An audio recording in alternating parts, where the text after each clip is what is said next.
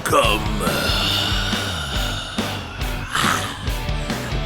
to Alan's Walk That Door podcast. Because in life, sometimes we need to realize that the universe is not conspiring against us, it's conspiring with us. And it constantly gives you doors of opportunity to walk through. So sometimes, all you need to do is open your eyes and walk that door. Amen. Amen. So this is actually a dream come true, I guess. I don't know how else to say it. This is kind of a blessing. This is the first episode that's going to be released of Walk That Door podcast. I've been working on this. I've dreamt this. I've lived this. I've breathed this. I go every week thinking about the day that I get to come over here and do this. Doesn't shut up about it. And it finally happened, and I just want to say thank you for everyone that's even watching this. Thank you for all my followers. Thank you for the subscribers. Please make sure you follow and you subscribe. But with that being said, I also want to do a shout out to there's one of us that couldn't be here today, but she's equally part of this as anybody else. I want to do a shout out to Lola. Lola, we know that you're part of this podcast. I know you couldn't be here, but I just shout out. Hashtag subscribe. Love you, Lola. Anyway, with that being said, today we have a very special guest, and this is actually I don't even know how to.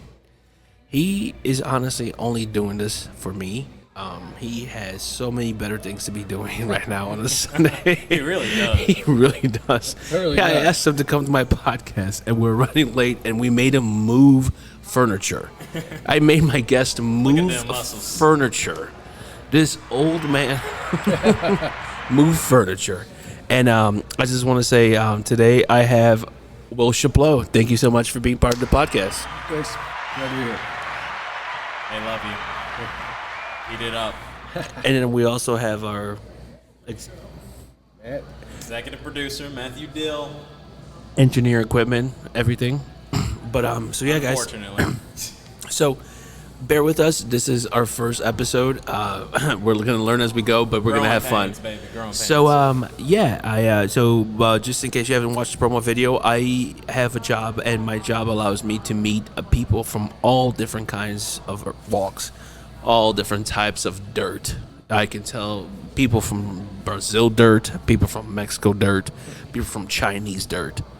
I get to meet everybody, and because I'm the friendly bartender, people share their stories with me, so I get to realize that there's a lot of gems, a lot of really amazing, cool people living around us that other people don't know about that.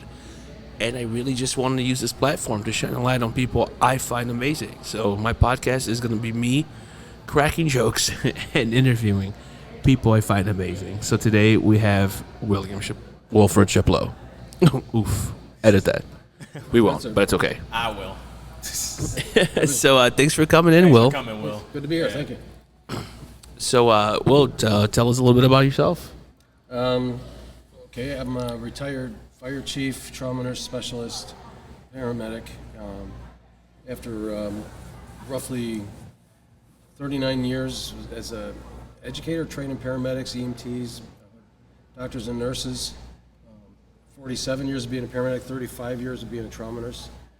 I've retired from being employed by others, and I got together a group of people, and we write textbooks and educational programs for people that are working in critical care medicine, specifically pre-hospital care.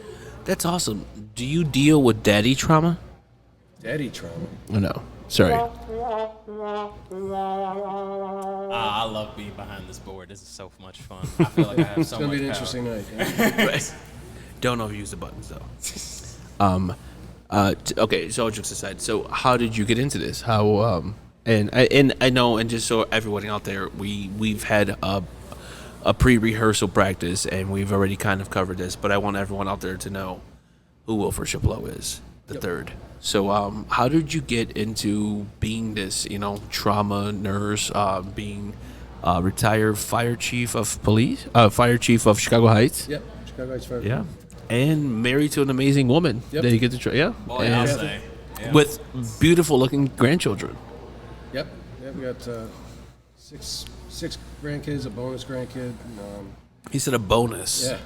That one came in the mail. Yeah. Yeah, next Sunday we'll be married 47 years. So. They don't make them like that anymore.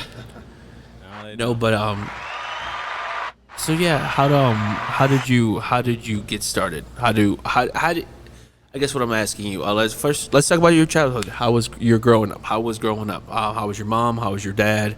Did you have siblings? I was the oldest of 8 kids. There was 8 of you? Yeah. Jesus. Mom and dad got busy. Yeah, They occupied. my dad died when I was 16. My mom was pregnant with the 8th child, so she was born 3 months after my dad died. So we kind of pulled together. So it was an interesting way to grow up. We learned to do what. Did you kind of take over a little bit? Were you the man in the house? You said you were the oldest of the 8, and sorry, and I know your father passed away. Did you kind of? Is that I'm just trying to figure out. I'm trying to put the pieces of the puzzle of how Will became Will. And now, like, I'm trying to see. Yeah. So, like, did you assume the responsibility? You know, like as the older brother, I feel like you probably did. I was 16, so I didn't have the experience or the resources to do much. But Right. I'm sure. I feel like we all did what we could to help each other grow up. Yeah. And there's Yeah. things that I did because I was able to. There's stuff my brothers and sisters did. So yeah, I kind of feel over the years I've tried to be there for my brothers and sisters, and they've always been there for each other too. So it was a good. But when you're doing it, when you're growing up in those situations, you don't know anything different. You figure everybody else is That's doing the right. same thing. Right. That's exactly right. What you see is what you know. Yep. Yeah.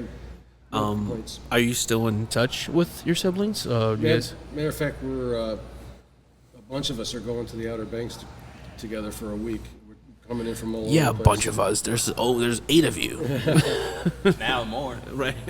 Multiply Right, and that now, by like 6. now you got some kids, some siblings, some offsprings. Yeah. Or they're planning Yeah. to slowly take over the south side. We get together 3 times a year: Bastille Day, Thanksgiving, and Christmas. And there's like 50 of us. Not to sound ignorant, what is Bastille Day? It's like French Independence Day. Okay. Oh, Chapleau. Yeah. Oh, monsieur. It was a great way to plan a summer party in the United States. Nobody has a conflict on Bastille Day, so it's like Everyone was like, yeah, you're fine. Yeah, go for it. It's like Cinco de Mayo. We just accepted. Yeah, it's all good. We're good. We're good. So, sorry, father passed away. You were 16. You graduate high school. What happens then? yeah. I went to Loyola for 1 semester. That didn't work out, so I came home and started looking for work, and I got a job working as an orderly. What would have you have done if like it would have worked out at Loyola? Like, did you have a goal or a plan? I was probably working my way towards a psychology major, but I mean it worked out. It worked out better that I left and I got the job as an orderly because that's how I got introduced to emergency medicine and trauma care. No, that's how you got introduced to your wife. Yeah, Right. Let's be honest. Yeah, First comes first. yeah, that was. Shout out to Kathy. Hi, Kathy. Love your work. I was working in the emergency room and trying to impress Kathy, trying to get her to consider me as a suitor. So and I'm sorry, I don't mean to interrupt you, but for those of us that are ignorant like myself, what exactly is an orderly? An orderly is You got a job in a hospital as like a nurse? like a nursing assistant, but you were male.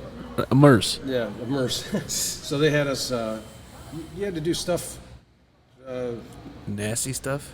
stuff that guys would rather a woman didn't come in to take care of them. So a guy would be there to do.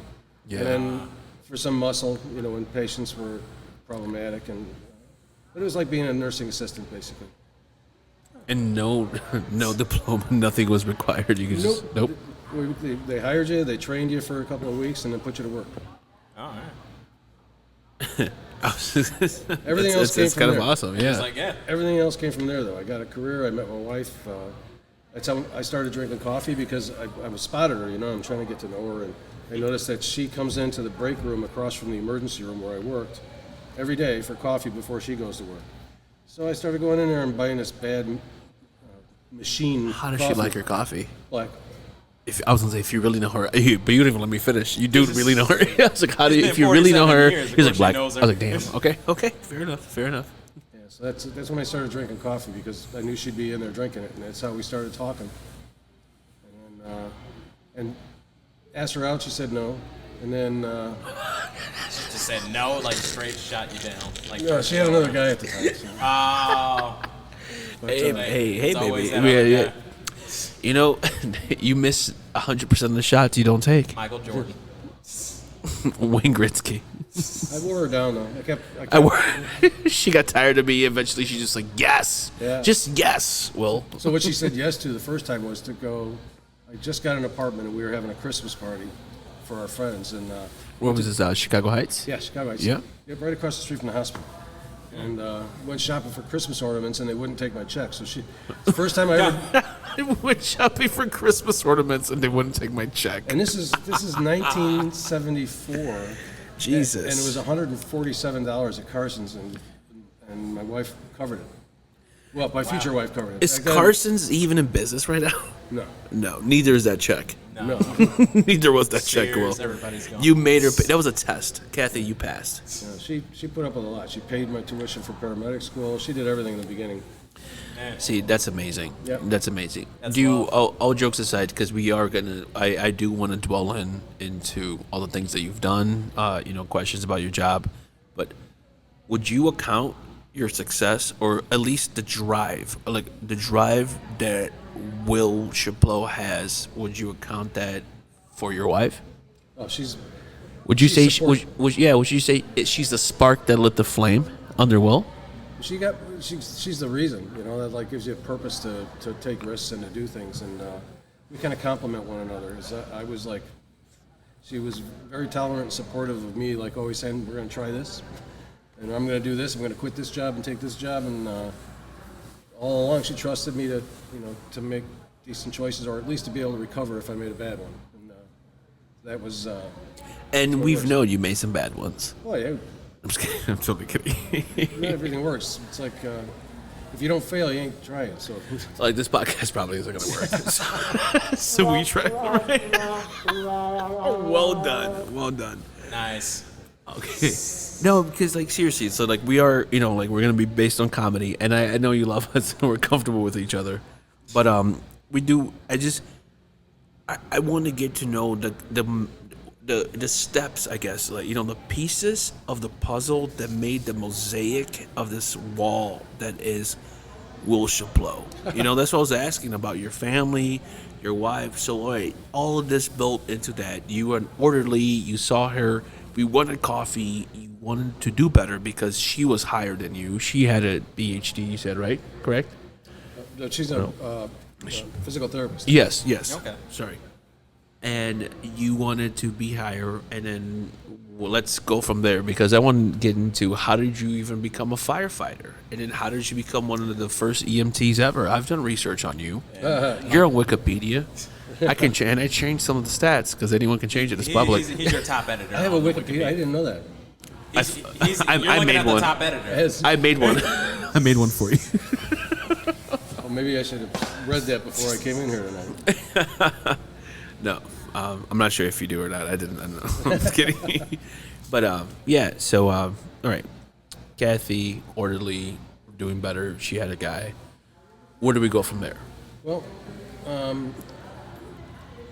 I think the drive to do stuff, started from when I was small too. It's like you always felt like my dad and I used to read, and he would challenge me to read complicated things, and I read complicated things, and so I always felt like I had to do something with purpose, something that I could feel like I was contributing or something, and didn't know where that was going to land. But when the hospital came along and got into the emergency room, I said, when I was first working there, I was working in a ward, where 6 patients in a room, and just doing what you do. And I would see these carts come up from the emergency room, and the nurses are just flying with these carts, to get in. And I said, okay, I'm kind of interested in that. And I went and worked in the emergency room for a long time before one day the guy from public relations says, we got this class, EMT, and I need to fill this classroom. Would you take the class? I said, sure. And hold on, just so everybody knows, this is before there was at this point it was a paddy wagon kind of thing, right? Like at this point, like yeah, if something happened to you, the cops would come in a paddy wagon and take you to the hospital. There was no EMTs, right? There was no like It was a bit most they didn't exist. people had first aid training. The most advanced, like the guys in the ambulances that were bringing patients in, the guy with the most training would have the advanced first aid instructor, and that was like the person that had the most training. So when I had that my freshman year of high school. oh, Yeah, gym class. Shout out to Mr. Cruz. yeah. So yeah, with EMT classes were brand new. They just came out like '73. So like in '74, I was in the class, and after that went on to paramedic school, and that was like in the first graduating class or second graduating class from Silver Cross in Joliet.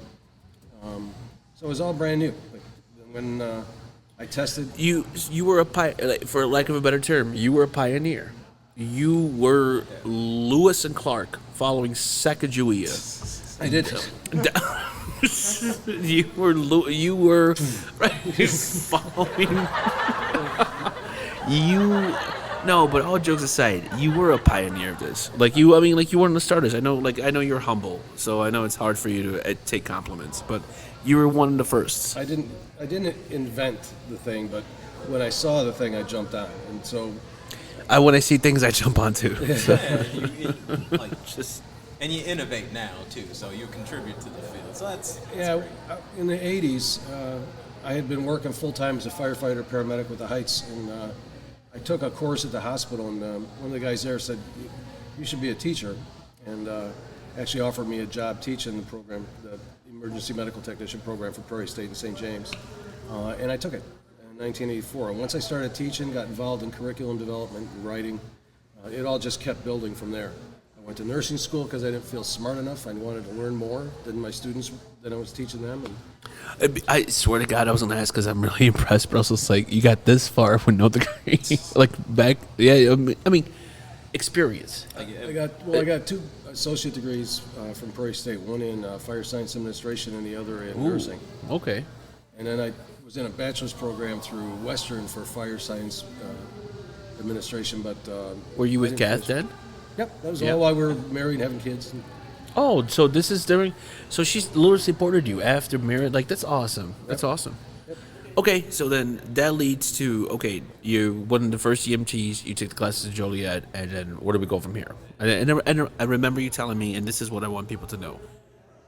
One of the lessons that you learned, and I think I remember this from the last interview that we had. You said that the most crucial moment that people realize is the first 15 minutes, right, or something along those lines, like of when somebody like it's not Like the first responding. Yeah, first Yeah. 5-10 minutes. There's a couple rules. It's there's a Nicholas Sen, who was a famous military surgeon, said the life of the wounded soldier lies in the hands of the person that applies the first dressing, and that's really true across the whole board. border. Whether you're a citizen responder or a nurse or a doctor, it's like the person that gets there first at the patient's side, whether it's in the field or in the hospital, wherever it happens, the decisions that person makes in those first couple of minutes are critical. And that's why it's good for people to know as much as they can for their level, whether you're a citizen or a nurse or a doctor, whatever's appropriate to your level of training, to know that. we're all citizens here. Are we? The stuff that you can do. Citizens. Anyway, please continue. Yep. Also, Matt, and But you're gonna have to edit this out. But in 2 minutes, let's do a sound growler. I can do that, yeah. Cool. And hold on, just so you know when to edit. Anyway, so I was. When did you become involved in you say you did take what was it, fire sciences or something? I never even heard of that, but that sounds pretty cool. I Yeah. wish I would have taken that. Yeah. Prairie State has a fire science technology program, so that you learn building construction and how fire behavior, all those types of things. I feel like that's for people that either want to save lives like you or people that just want to burn things down. Like people that want to know, right? People that want to. Pyromanics that just want to, I don't even know if that's a word, burn things down. It's kids that want to be firemen. It's a pretty healthy program. And all right, so talk to us about becoming a firefighter. When was that transition? When was that jump? Well, that was it started with the taking the EMT course, and then you get to know the guys when they're coming in the emergency room with their patients, and they're talking to you. And there was a captain, Gene Skronsky, used to always, when he came in with his guys, he kept saying, Scrazi, I like that. "Yeah, it's a Heights guy." So he used to always say, you know, It's a Heights guy. You should It's a get on wise this. guy. You should do this. You should be a fireman. You should take the test. So I took the test with like 300 other people, and got into the top 10. And I was the only licensed paramedic on the list. So when they wanted to go operational, they had one paramedic for B shift, another one for C shift. They didn't have one for A shift. So it said there's Yeah, three do you? 24s. And so they brought me on then, and I did that for 7 years before I left. The firefighting training started as a volunteer, though. Chicago Heights used to have a paid-on-call division, and that's where a lot of the guys went to learn how to be a firefighter before you actually got on the job. So I did that for a while, too, as a volunteer. Nice. And we're going to take this quick commercial break for an advertisement.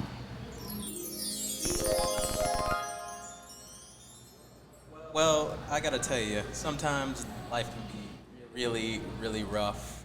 Some days you start a podcast and it just, baby shower doesn't let out on time, and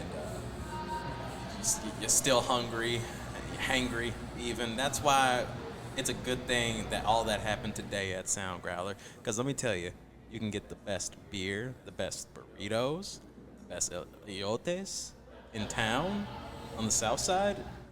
I'm just happy that all that happened here. So I want to invite you to come down to where we are today, Sound Growler. Shout out to Sound Growler.